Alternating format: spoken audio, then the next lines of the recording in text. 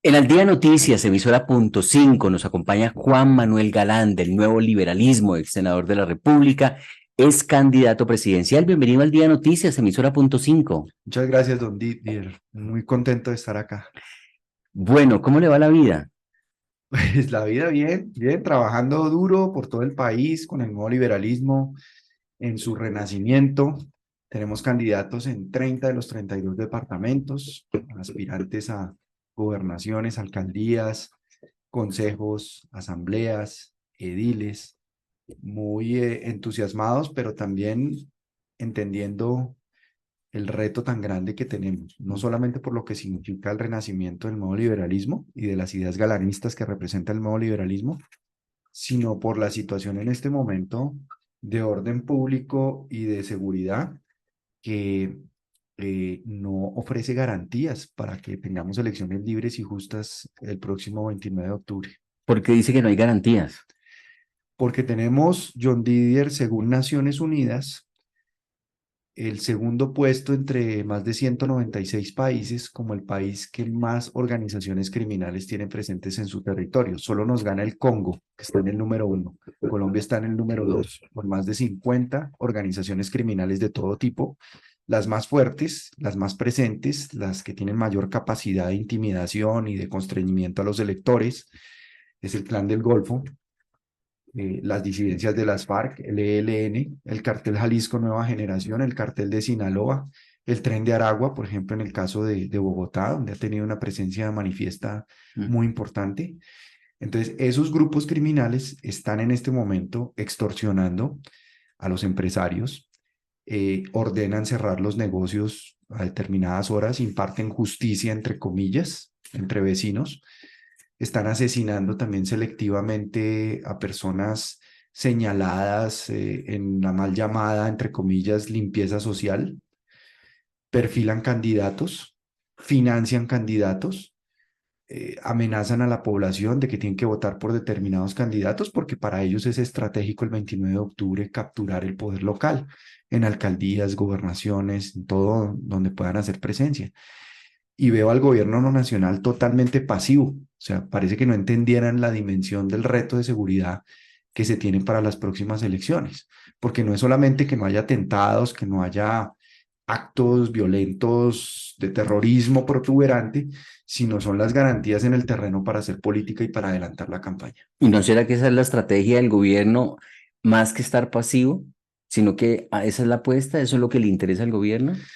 Pues lo preocupante es que en este gobierno parece que el mantra es el crimen paga, porque Ujú, entonces a los criminales ahora hay que subsidiarlos para que no ujú. cometan crímenes, como el ELN y como todos los que se han acogido a la paz total. Entonces, veo que nos reúnen siempre a nosotros, a los partidos políticos, nos han reunido varias veces en la comisión que se reúne de varias entidades en el gobierno y en el Estado para asegurar las garantías, en donde está el Ministerio del Interior, que es como la voz cantante, pero está la Procuraduría, la Registraduría, el Consejo Nacional Electoral, la Policía Nacional, que tiene pues una persona encargada de todo el tema de seguimiento a la seguridad de los candidatos, pero se dan discusiones grandísimas en esas reuniones y no se habla de las problemáticas que se están enfrentando sobre el terreno. Mire, Ujú, tenemos denuncias, por ejemplo, en Codazzi y Cesar. ujú. Hay un periodista muy valiente de Radio Guatapurí, que Ujú. ha hecho reiteradas denuncias sobre la presencia del Clan del Golfo en Codazzi y Cesar y de cómo están intimidando a la población, cómo están cometiendo asesinatos, cómo se apoderaron de las redes de microtráfico, cómo están extorsionando. Y parecería que queda en el aire las denuncias y no se toman medidas. Y la policía, la fuerza pública, pues está maniatada operacionalmente porque tienen la orden del cese al fuego bilateral, que en realidad es unilateral, porque pues siguen cometiendo delitos, siguen cometiendo crímenes, actos de violencia, y la policía y la fuerza pública paralizadas Ujú. operacionalmente. El registrador Alexander Vega y el defensor del pueblo hablan de 74 municipios con dificultades en materia de orden público.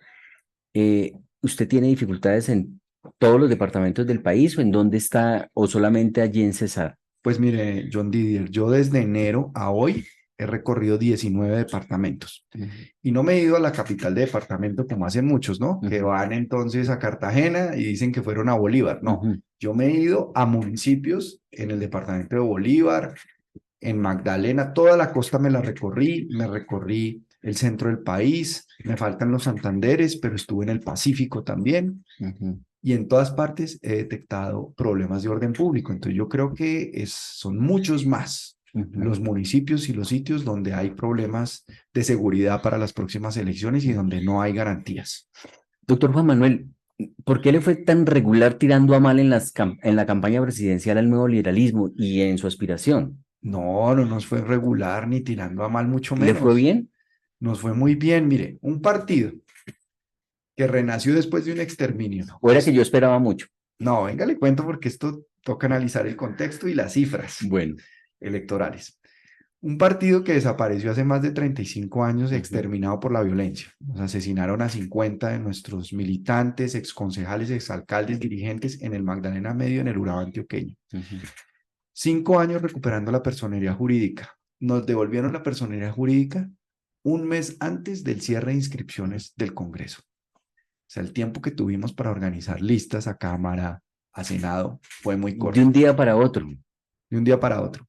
Intentamos hacer una lista que fuera innovadora, que fuera atractiva para la opinión, que es el voto al cual nosotros siempre hemos apelado. No maquinaria. Exacto. Fuimos la única lista cerrada, cremallera, encabezada por una mujer diversa, porque había gente de diversos orígenes y actividades. Y esa lista sacó 370.000 votos a nivel nacional al Senado. A Cámara de Representantes, el nuevo liberalismo obtuvo 500.000 votos a nivel nacional, con 2 representantes a la Cámara electos. Julia Miranda por Bogotá, que está en la Comisión Quinta de la Cámara, que tiene que ver con asuntos ambientales, una autoridad ambiental mundial. Juan Sebastián Gómez de Caldas en la Comisión Primera. Y en la consulta presidencial, pues yo obtuve 500.000 de votos. Quedé segundo, después de que pues todos estos candidatos que había todos los problemas y dificultades que usted sabe que tuvimos en la coalición Centro Esperanza, las disputas, las peleas, los egos, los celos, la experiencia que tuvimos, pues yo creo que eso es un resultado sin tener ninguna organización política territorial, sino simplemente votos absolutamente libres, a conciencia de la gente, pues no sabe que cuenta con esas personas, no son votos prestados, comprados, son fieles, ¿no? Del nuevo liberalismo. Libres, a conciencia, por el nuevo liberalismo. No más el logo del nuevo liberalismo en Bogotá obtuvo 64.000 votos. Eso demuestra que pues el partido es un referente y para estas elecciones pues hemos tenido más tiempo para organizarnos. Hemos hecho el año pasado, John Didier, un proceso de institucionalización del partido, cumpliendo la sentencia de la Corte Constitucional que nos restituyó la personería. Hicimos 32 asambleas en los 32 departamentos para elegir democráticamente los delegados al Congreso Nacional del partido que celebramos en noviembre del año pasado, con una participación de 250 delegados de todo el país que aprobaron los nuevos estatutos del partido, el código de ética y la ruta del aval, que fue el procedimiento acordado para el otorgamiento de los avales del nuevo liberalismo. Nosotros aquí no entregamos avales a dedo, de que el jefe del partido allá se le dio la gana de que avala a fulano en Magdalena y a sutano en Nariño y a fulanito en Caldas. No, hay unos comités territoriales establecidos, institucionalizados, que analizan a los candidatos que han tomado las decisiones de acuerdo con la ruta del aval. ¿Qué es la ruta del aval?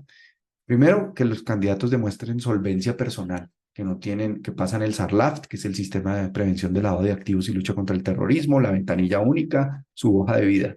Segundo, que de verdad en sus propuestas de campaña y sus planes de gobierno reflejan que comulgan con las ideas, con los principios y los valores que el nuevo liberalismo ha defendido, que son fundamentalmente ¿cuáles?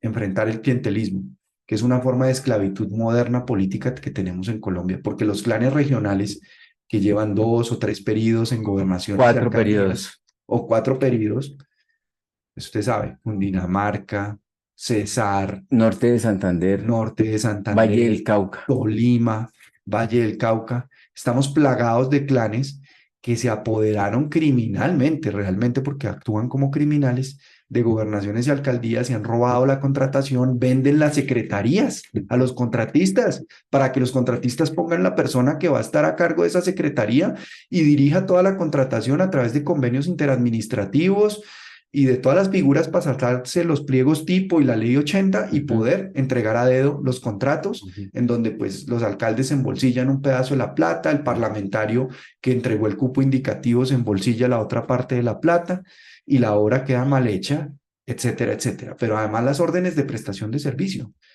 utilizan eso para que la gente tenga que entregar plata mensualmente de su contrato, si no la botan a la calle, llevar gente a las reuniones políticas, registrar votantes, repartir publicidad entre sus familiares y amigos, o los botan a la calle. Es una esclavitud, pues que en razón de que no hay empresas, no hay industria que emplee, pues la gente en qué se emplea, pues en el empleo que le da la alcaldía, que le da la gobernación. Entonces esa gente que está al mando de esos carteles, clanes, impone una forma de esclavitud. Entonces, contra eso estamos en el nuevo liberalismo, lo hemos denunciado y lo estamos combatiendo. Y en segundo lugar, la otra forma de esclavitud que padece nuestro país, que yo la he percibido en los territorios, que es la esclavitud centralista. O sea, Colombia es un país que tiene no un sistema presidencial, sino una monarquía presidencial absoluta. Entonces, todo pasa por el presidente. Si el presidente no autoriza la plata, entonces no se gira un territorio, no se estructura un proyecto de inversión y las regiones, pues, de brazos cruzados esperando a ver si se digna ya el jefe en Bogotá, el presidente de la República, autorizar. Pero eso viene desde hace años. Desde hace años, eso no es Petro.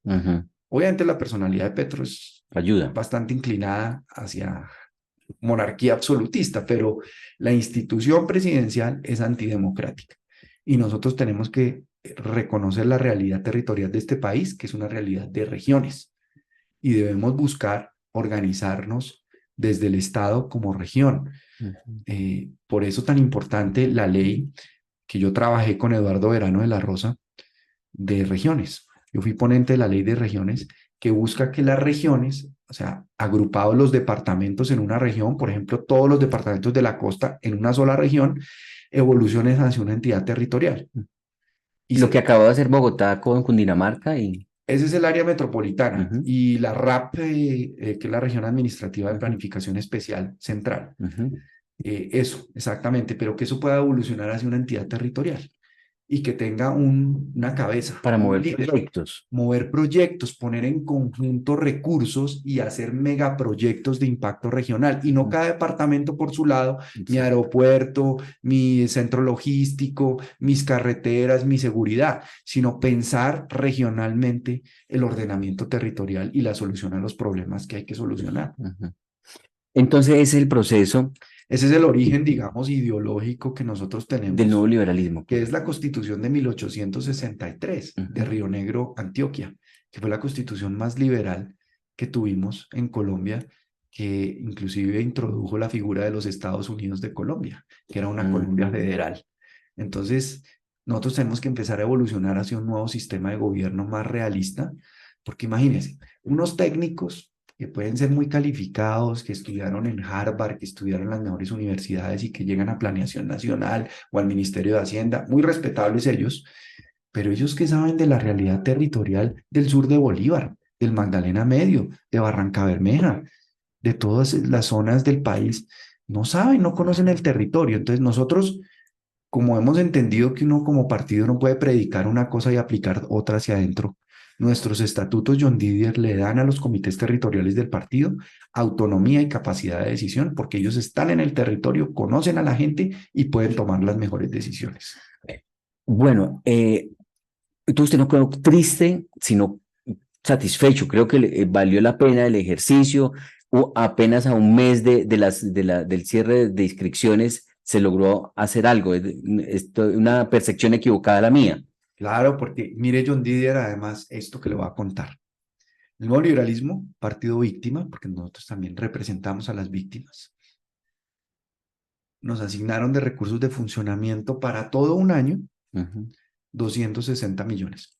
Con eso usted mensualmente tiene que pagar una nómina de secretario, o sea, de ley, porque si no usted no puede operar como partido. Secretario general, tesorero, contador, auditor, abogado, abogado para atender los requerimientos del No, y esa Consejo gente no Nacional se va por el Electoral. mínimo. Bueno, y hay que tener sede física, hay que tener redes sociales, ¿no? Para Sí. atender a la ciudadanía. 260 millones. ¿Sabe cuánto tienen comunes de las FARC? Yo lo escuché en la registraduría usted hablando de 8.000 millones de 8 pesos. mil millones de pesos al Exacto. año Ujú. de presupuesto. Pero ¿por qué esa diferencia de unos recursos para un partido y otros para otro? Ustedes tienen como el que ni siquiera tienen el 10, el 20%. ¿Qué porcentaje tienen Pues de ese presupuesto de las FARC? esto, digamos, es una explicación jurídica, bueno, enredada, la voy a tratar de explicar lo más sencilla posible, y es la interpretación del umbral. O sea, la ley obliga, la ley 1475, que es la ley de que rige los partidos políticos en Colombia, dice que los partidos deben cumplir con el umbral para mantener su personería jurídica, para la asignación de los recursos de funcionamiento, para la distribución y asignación de las curules. Resulta que a nosotros nos hicieron una interpretación de que la sentencia de la Corte Constitucional decía que a nosotros en la primera elección no nos podían aplicar la regla del umbral porque estábamos renaciendo después de un exterminio, la primera elección en la que participábamos. Entonces estábamos exentos el año pasado, la primera elección nacional, de cumplir con el umbral. Pero no solo para efectos de mantener la personería jurídica, sino para todos los efectos del umbral. Pero la interpretación que hizo el Consejo Nacional Electoral es, no, sí, mantienen la personería jurídica, pero como no cumplieron el umbral, entonces tienen tantos recursos de funcionamiento. Entonces nosotros interpusimos un incidente de desacato ante la propia Corte Constitucional, Ajá. que se declaró competente y está en proceso de tomar una Ah, decisión sobre ese desacato, porque nos deben aplicar la excepción del umbral para todos los en efectos todos del sus umbral. términos. Claro, eso es Entonces entendible. así nos ha tocado, John Didier, Sí. batallas por aquí, batallas por allá. Bueno, ahora es un gran desafío el nuevo liberalismo. Yo pensé, o sea, era una percepción que yo tenía que al nuevo liberalismo, por ese sueño que muchos tenían de ver a Luis Carlos presidente, de solidaridad con lo que pasó, que usted le fue bien como congresista, como senador de la República, al igual que Carlos Fernando Galán, pues ahora ya compartido y al tener de pronto presencia en todo el país les iban a sacar mejores votos, pero pues usted lo señala claramente, se siente satisfecho. El gran desafío son estas elecciones que lo van a decir todo. Usted Claro. dice que tiene presencia, van a tener candidatos en 30 departamentos de los 32. Tenemos presencia, logramos tener presencia en 30 de los 32. Okay. Solo nos faltó Vaupés y Amazonas. Ujú. Hubiéramos querido estar en los 32, pero vamos a tener presencia en los 30. Tenemos a la fecha expedidos 1.072 avales, con un total, pues estas cifras son de la semana pasada. Obviamente, pues variaron un poco hasta el sábado, pero grosso modo tenemos 4.000 candidatos inscritos. 2.436 personas inscritas en la plataforma de la registraduría. Vamos a tener presencia en 370 municipios. Alcaldes propios hemos avalado como candidatos propios del nuevo liberalismo exclusivamente a 182. Y consejos propios vamos a tener 3.182 personas, 215 listas inscritas. 523 personas inscritas en juntas administradoras locales propias, 260 coaliciones en todo el país, acuerdos de coalición para gobernaciones, alcaldías, consejos y juntas administradoras locales. Por supuesto que la apuesta más importante del partido es Bogotá. Eso le Ahí iba a tenemos decir. como candidato avalado exclusivamente a Carlos Fernando Galán, Ujú. con una lista al Consejo y con 20 listas en cada una de las localidades de Bogotá, que fue lo que no tuvo la candidatura de Carlos Fernando Galán la vez pasada, que a pesar de eso superó el 1.000.000 de votos, Ujú. pero fue una candidatura por firmas, donde tuvimos una lista al Consejo y tuvimos dos listas apenas a juntas administradores locales, Ujú. Usaquén y Teusaquillo, porque para cada lista había que recoger firmas y había que pagar pólizas. Entonces, imagínense, ahora tenemos el partido con una organización territorial, con candidatos inscritos a JAL, a consejos, y obviamente con la experiencia ya de 16 años en Bogotá de ejercicio político de Carlos Fernando, que pues ha estudiado la ciudad a fondo, la ha recorrido, fue concejal 2 veces, conoce los problemas. O sea, no es un candidato paracaídas ahí que cayó a la registraduría a inscribirse a última hora, ni es un candidato que esté experimentando una candidatura a la alcaldía de Bogotá a ver qué le sirve para hacer otra cosa después. No, él durante 16 años se ha dedicado a trabajar en Bogotá y sabe lo que hay que hacer y tiene la experiencia, no solamente el conocimiento de los programas, de las propuestas, de los datos, sino la experiencia política también que necesita un alcalde para relacionarse con el consejo, para sacar adelante el plan de ordenamiento territorial, para sacar adelante los cupos de endeudamiento que haya que sacar, el presupuesto, el plan de desarrollo. Esa es una experiencia muy valiosa. Ujú. El nuevo liberalismo no es un partido de los galán, eso creo que usted lo ha dicho en varias Pues lo que le oportunidades. acabo de contar de lo que hemos hecho desde el año pasado Ujú, en cada departamento, pues refleja que no es así. ujú. ¿Por qué Eso, se le ha ido gente? pues se nos fue gente, pero llegó muchísima gente. Sí. Imagínense todos esos candidatos y esas cifras que le estoy dando, esa Ujú, gente nueva que ha llegado al partido, entusiasmada por el partido, porque este no es un partido que desapareció por escándalos de corrupción o porque se quedó sin votos. ujú, Este es un partido que desapareció por la violencia, porque los asesinaron a los miembros del partido y les impidieron por ese ujú, camino que llegaran al poder cuando estaba muy cerca de llegar a la presidencia de la República. ujú, Entonces la gente lo ve como un partido distinto, un partido creíble, un partido confiable, un partido además enfocado en lo que debe estar enfocada la política, que no es la polarización y tirarse piedra con el otro y insultar y agredir y descalificar, sino, hombre, concentremos todas las energías y el trabajo político ujú. en la solución de los problemas que la gente necesita. Y como en toda familia puede haber discrepancias, ¿no? Pero nosotros no tenemos así discrepancias mayores, pues obviamente tenemos debates Lo que y... pasó con Rodrigo Lara. Ah, con Rodrigo Lara. Sí. Bueno, Rodrigo Lara, el problema es que estaba en doble militancia porque él era senador de Cambio Radical. Mire, yo en 2017, cuando empecé el camino de recuperar la personería jurídica, que fue un camino muy solitario, nadie creía en el 2017 que eso iba a salir adelante. Ujú, Pero pues a punta de persistencia e insistencia, 5 años recorriendo el Consejo Nacional Electoral, el Consejo de Estado y luego la Corte Constitucional, salimos adelante y ujú, recuperamos la personería jurídica. Yo invité a Rodrigo Lara a que nos acompañara y él prefirió aspirar en 2018 a ser electo senador por Cambio Radical. Entonces, cuando se dio cuenta que las cosas tenían posibilidad de salir adelante en la Corte Constitucional, pues dijo, no, no, no, pues yo les ayudo, yo voy a trabajar por esto. Entonces nosotros, bueno, magnífico, perfecto, pero pues usted no puede estar en Cambio Radical y en el nuevo liberalismo al tiempo. Entonces, ¿qué hicimos? Entonces él dijo, no, yo me retiro de Cambio Radical y con él se acordaron unas condiciones mínimas, mínimas para su ingreso al nuevo liberalismo. ¿Cuáles fueron esas condiciones? La que le estoy contando, que se retirara de Cambio Radical, pues porque no podía estar en dos partidos. La segunda, que respetara y acatara pues la sentencia de la Corte Constitucional, pues que eso teníamos que cumplirlo. Y tercero, que respetara también los acuerdos que habíamos suscrito con la coalición Centro Esperanza. Nosotros fuimos con Robledo los únicos que acompañamos hasta el final a Sergio Fajardo y cumplimos la palabra de Sergio Fajardo en primera vuelta. Todos los demás ya estaban con otras fuerzas, los unos con el ingeniero Rodolfo, los otros con Petro. ujú. Nosotros le cumplimos. Y eso fue lo que establecimos como condiciones. Y Rodrigo, al final, dijo que no, que no aceptaba esas condiciones que se acordaron con él. Y finalmente, pues no entró al nuevo liberalismo. Esa es la verdad de lo que pasó. Correcto.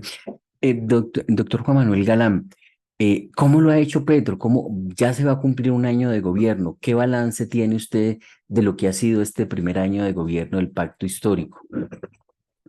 Pues les ha costado mucho entender en el pacto histórico y en el gobierno que ya no son activistas militantes, digamos, de discurso, de balcón. Que no están en campaña. Exactamente, y que uno no puede gobernar con dogmas, con terquedad, con soberbia, con decir, no, miren, yo los invito a un acuerdo nacional, pero el acuerdo nacional, ¿qué es? Vengan y adhieran a lo que yo creo que hay que hacer. Pero venga, un momentico, si en la segunda vuelta el país quedó dividido, sea, o sea, la mitad de los colombianos votaron en contra de Gustavo Petro. Y esa otra mitad hay que escucharla, hay que reconocerla, hay que ver cómo se suscriben acuerdos con esa otra mitad del país. Pero el acuerdo no puede ser, vengan a la reunión, yo los escucho, pero pues yo ya tengo decidido qué es lo que voy a hacer con la reforma a la salud, con la reforma laboral, con la reforma Pero es que pensional. el argumento de ellos es que ese fue el programa con el que ganó la mayoría, que ese fue el programa que él propuso y que ese es el que él va a hacer. Pero es que esos temas, John Didier, son temas muy de fondo, que involucran a todo el país y que tienen que salir por consenso y por un acuerdo el más amplio posible. Obviamente, unanimidad no se va a lograr, es imposible lograrla en una reforma, pero hay unas cosas que hay que tener en cuenta. Hay que tener en cuenta los estudios técnicos, los estudios presupuestales, en el caso de la reforma a la salud, la historia hay que tenerla en cuenta. O sea, nosotros ya recorrimos la historia del seguro social. Y eso no funcionó. Eso generó corrupción, politiquería, ineficiencia en la prestación de los servicios, no cobertura con el servicio de salud para mucha gente. Entonces esa historia hay que tenerla en cuenta y no la podemos repetir. Pero como la izquierda es dogmática y el presidente Petro quiere aplicarnos como la receta de los soviéticos, entonces las asambleas populares son el reflejo de los soviets que tenían en la Unión Soviética.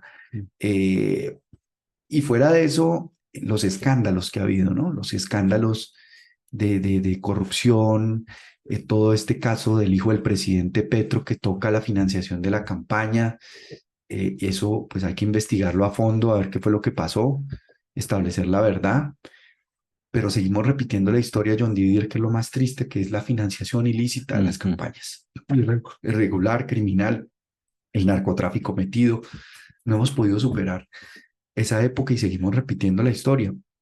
Ahora, el gobierno eh, podría dar un giro y podría, digamos, realmente invitar a un acuerdo nacional, pero que sea de verdad un acuerdo y no vengan y apoyen y respalden lo que yo digo, sino concertemos, miremos con base en la evidencia, con base en los argumentos, cómo podemos concertar una reforma a la salud. El sistema de salud, por ejemplo, no es perfecto, obviamente.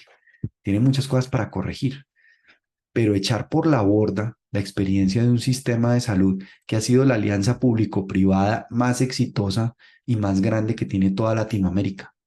El sistema de salud colombiano es eso, es una alianza público-privada. Y uno no puede satanizar a los privados todo el tiempo y decir, ah, no, porque es privado y porque es empresario, entonces para afuera y es malo y es el diablo y no podemos hacer nada con él y todo va a ser público. Pues no, no todo va a ser público porque, o sea, lo que funciona, pues hay que reconocerlo y hay que aplicarlo y hay que promoverlo, pero ese ataque también sistemático a los empresarios, eh, es decir, ese ataque a la clase media, parecería que el presidente Petro lo que quiere es un mar de pobres subsidiados que se les vuelva además una esclavitud del subsidio, que esa es la otra esclavitud clientelista, ¿no?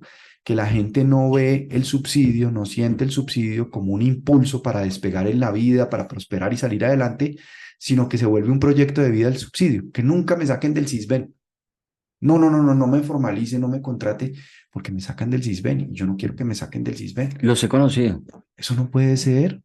Eso no puede ser, están mal enfocados los subsidios hay que enfocarlos bien y tienen que ser un impulso, para que una catapulta para que la Mm. gente salga adelante, tenga oportunidades, pero no un proyecto de vida de que me quedo pues, de por vida en el subsidio, porque entonces eso acaba con la clase media, eso acaba con la iniciativa, eso acaba con el estímulo al sacrificio, al trabajo, a las oportunidades que hay que lograr de tener empresa, de tener industria en Colombia.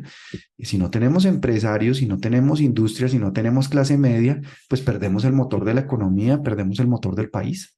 Correcto. Pero entonces quiere decir que en este año de gobierno, primer año que se va a cumplir, este 7 de agosto, de 1 a 10, ¿cuánto le da a este primer año de gobierno Petro? No, pues las calificaciones así de números son muy arbitrarias, pero para mí, uno, ¿Uno? muy mal, improvisación todo el tiempo. todo el tiempo parece que nos sacaran distractores. Entonces, a ver qué se va a inventar hoy el presidente. ¿Qué va a decir el presidente para que todos empecemos a hablar de lo que dijo el presidente? Y todo el mundo distraído mientras toman medidas como por ejemplo el proceso de paz con el ELN, que es un proceso improvisado, es un proceso que el Estado se entregó en la negociación totalmente. Es decir, cese al fuego bilateral. Sí, no, los vamos a subsidiar, porque pues es que los criminales, Mm. imagínense, no tienen entradas por sus actividades criminales, hay que compensarlos, hay que subsidiarlos, hay que pagarles para que no Pero pierdan. ellos dicen que cómo van a comer todo ese personal que tienen. Pues es que eso no puede ser el mensaje a una sociedad de que el que delinque, el que comete crímenes, es el que recibe beneficios y apoyo. Y la gente que está en la pobreza, que honestamente trata de salir adelante, que no recibe apoyo nunca del gobierno, del Estado, de ninguna institución, ¿qué tipo de mensaje está recibiendo nuestra sociedad? Ujú. Pero fíjese que está bajando el dólar, ya está a 3.800, 3.900 Bueno, cuando ya empezó a estuvo, subir hoy, ¿no? Hoy bueno, subió 50 pesos. pero mire que ya va en 3.800 y pico, 3.900 estuvo casi en los 5.000 cuando él llegó. Eh, el desempleo bajó a un solo dígito, 9.8%, sigue bajando el desempleo, se sigue controlando un poco la inflación, debe tener Pero algo bueno, ¿no? nada de eso tiene que ver con acciones del gobierno. Me perdona.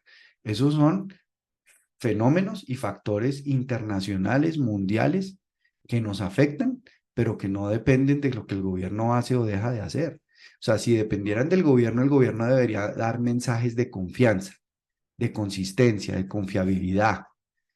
Y todo el tiempo envía mensajes políticos de desconfianza, de que la gente queda en la incertidumbre. O sea, lo que vivimos con la ministra de Minas, Irene Vélez, un día diciendo una cosa, otro día diciendo otra, con un tema que soporta más del 70% de la inversión social de este país, que es la economía fundamentada en petróleo y gas. En aras de darle la razón, el director de Fedesarrollo Mejía, que fue Luis Fernando Mejía, no sé si Sí, eh, exdirector de Planeación Explainación Nacional. dijo que este fenómeno del desempleo que está bajando, que bajó un solo dígito, viene desde hace 2 años, o sea, que se ha venido consolidando desde hace 2 años. Así que ese es un Todavía estamos argumento, en el rebote de la pandemia. pero que de todas maneras se ha desacelerado la economía y la producción. Entonces hay que esperar a ver qué impacto puede tener ese comportamiento que sí puede ser producto de la gestión del actual gobierno. ¿Le gusta que la gasolina haya amanecido hoy a 14.000 pesos el galón? No, pues obviamente que no, porque pues eso tiene un impacto grandísimo como presión en la inflación, en el aumento de los precios, eso genera Pero entonces que lo carestía. subsidia el gobierno como venía ocurriendo. Pues yo lo que creo es que falta transparencia sobre los temas del precio de la gasolina y lo que hay que buscar, por supuesto, es una transición energética, sin duda, pero una transición energética que pues tenga un horizonte de tiempo realista. Eso no se puede hacer de la noche a la mañana como pretende el presidente hacernos creer que vamos a parar la exploración, que vamos a parar los contratos de, porque todo eso presiona también al alza Ujú. la gasolina, ¿no? Eh, y yo creo que tenemos que tener también en el Ministerio de Minas una persona que envíe unos mensajes claros de confianza, de tranquilidad, de saber para dónde vamos, porque es que con Petro no sabemos todavía para dónde vamos, el país no sabe para dónde va, y eso pues a un año del gobierno pues es bastante grave. Pues, doctor Juan Manuel Galán, del Nuevo Liberalismo, los micrófonos democráticos de Al Día Noticias siempre estarán aquí a sus órdenes. Nuestra nueva sede siempre nos conoció en otra casa, en la de Colmundo, pero ya estamos acá con Al Día Noticias, emisora punto Ya cinco. tiene casa propia, Ya tengo John casa Didier, como propia, nosotros ya tenemos casa propia, ya el nuevo tengo casa liberalismo. propia. Y plataformas digitales, de todas maneras, aquí estamos siempre con estos micrófonos dispuestos a escucharlo y a analizar el país. Muy interesante lo que usted nos ha compartido en la mañana de hoy, su visión, que entre otras cosas, ¿de dónde sale tanta gente que le dice cosas en las publicaciones que uno le hace a usted? Sí, Que a que veces, pues, no, pues a veces como que lo critican, o eso es, hay bodegas especializadas en eso. ¿Usted qué ha detectado en lo que le claro. dicen Sobre todo a usted más que a Carlos Fernando. No, pues, pues como yo Es he decir, sido vehemente sí, con el gobierno sí. y he hecho críticas y Ah, cuestionamientos, pues ahí hay una organización bodeguera sí. pagada, financiada, y eso es un tema que no se ha investigado a fondo y no se ha dado a conocer a la luz lo que hay detrás de eso, pero Ujú, detrás de eso hay cosas bastante oscuras y bastante sucias ujú. que el país debería conocer, porque eso es lo que yo percibo cuando recorro los territorios. Cuando yo he ido a los 19 departamentos que he visitado, o sea, la recepción de la gente es positiva en la Sí, para nadie calle. es un secreto que hay bodegas especializadas en eso. Entonces yo quería saber si usted lo tenía identificado o qué puede ser, o la gente que se ha ido descontenta pone a otros a escribir cosas allí. Pues más que todo como las bodegas, ¿no? Ujú, Las bodegas que no soportan la crítica, que actúan como mercenarios para atacar, para descalificar, para insultar, pero pues no nos pueden decir ni que tenemos un escándalo de corrupción, ni que en estos años de trabajo político, que pues los míos fueron 12 años en el Senado, tuve algún hecho irregular ujú, o ujú, entonces pues yo creo que se frustran bastante de no poder decir nada más de ujú. lo que dicen, que es lo mismo que repiten siempre. Y estuvo de cumpleaños, ¿no? Sí, el sábado. Estuvo de cumpleaños. Y sus hijos ya muy grandes. ¿Qué tal? Ah, el tamaño. Es que la mamá es grande. Oiga, ya le iba a decir, senador, doctor Juan Manuel, ¿de qué se arrepiente de lo que haya hecho hasta el momento en política? No, pues uno se arrepiente de errores que comete, pero no se arrepiente del todo. ¿Sabe por qué? Porque los errores son experiencia Y y con de eso la aprende uno. experiencia queda el conocimiento. Me preguntaba yo acá si se arrepintió o se ha arrepentido muchas veces de haberle entregado la bandera del nuevo liberalismo a César Gaviria. Pues es que eso fue ya hace más de 30 años. Lo primero que usted hizo. Yo tenía 17 años y pues yo era un adolescente Exacto. frente al hecho de tan traumático para una persona, para un adolescente de Claro. 17 años que le asesinen a su papá de esa manera, ¿no? Más allá de la política, la figura de su papá, Mm, que pues para mí, para nosotros, o sea, toda nuestra vida giraba alrededor de mi papá, claro. en todo sentido, emocionalmente, familiarmente, personalmente. Yo estaba tomando decisiones en ese momento trascendentales en mi vida, como la carrera que uno va a estudiar, como, o sea, yo estaba a punto de prestar el servicio militar también en ese momento, una cantidad de cosas para las cuales uno necesita la amistad, la cercanía, el acompañamiento, el consejo, el buen consejo de Mm. su papá. Y todo eso yo nunca lo tuve, lo perdí. Entonces, yo lo que pensé en ese momento, John Didier, es, ¿qué puedo hacer yo como hijo para que ese sacrificio de él, que yo lo vi hacerlo, entregarle su vida literalmente a su causa, perder la tranquilidad, estar ausente de su familia todo el tiempo por recorrer el país, por su lucha política, bajo amenazas todo el tiempo porque lo querían asesinar, no solamente Pablo Escobar, ¿no? Como han hecho creer, o sea, muchos lo querían asesinar, el cartel de Cali también, los paramilitares, varios Mm, políticos ya, mm, uno condenado, mm. miembros de los organismos de seguridad del Estado. Entonces, ¿yo qué puedo hacer para que eso no se frustre y estos enemigos, estos que lo asesinaron, no ganen? Ese era mi pensamiento en ese momento. Yo dije, no, pues tiene que haber una salida y la salida, pues es que una persona que llegó como jefe de campaña, designado por mi propio padre como designado jefe Mm, de qué campaña, feca. César Gaviria, Ujú. que venía de tener una experiencia de ministro de Hacienda de Virgilio Barco, ministro de Gobierno de Virgilio Barco, pues podía asumir esa responsabilidad. Y eso fue mi manera de Pero no pensar en fue un ese error. momento. ¿O sí cree que fue un error? Pues yo creo que ese gobierno tuvo cosas buenas y tuvo cosas malas, como todo, Pero con ¿no? César Gaviria no hay una buena relación, una amistad, ¿o sí la hay? Pues hay una relación, yo no diría que ya de cercanía, de amistad, pues porque yo estuve en el Partido Liberal 12 años Ujú, creyendo que desde el partido se podían defender las ideas del nuevo liberalismo, las ideas galanistas, ujú. pero me di cuenta que no, sobre todo en el momento en que el partido tomó la decisión, liderado por César Gaviria, de apoyar en el 2018 a Iván Duque, candidato del uribismo. que era una contradicción total con lo que yo venía haciendo durante 12 años, porque yo hice el debate de los falsos positivos en el Congreso, hice el debate de agroingreso seguro. Usted es antiuribista.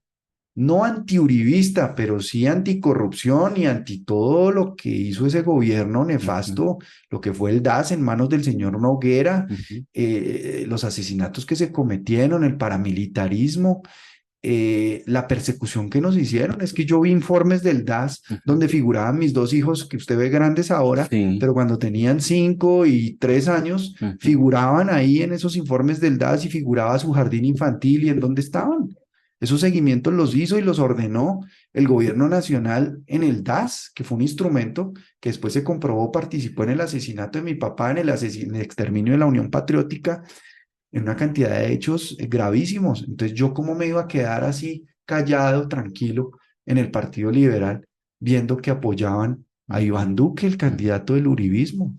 Por eso renuncié y me fui al asfalto político a buscar recuperar la personería jurídica del nuevo liberalismo y a tener este espacio para militar por las ideas, no para militar, para defender y militar Sí. en favor de las ideas galanistas, que es lo que estamos haciendo. Bueno, pues doctor Juan Manuel Galán, muy amable, gracias por estar en los micrófonos de Al Día Noticias, emisora punto 5, y son los micrófonos que usted los tiene a su alcance cada que considere. Muy generoso por el espacio, John Didier, como siempre. Muchas gracias y saludo a toda su audiencia. Bueno, señores, Juan Manuel Galán del Nuevo Liberalismo en Al Día Noticias, emisora punto 5.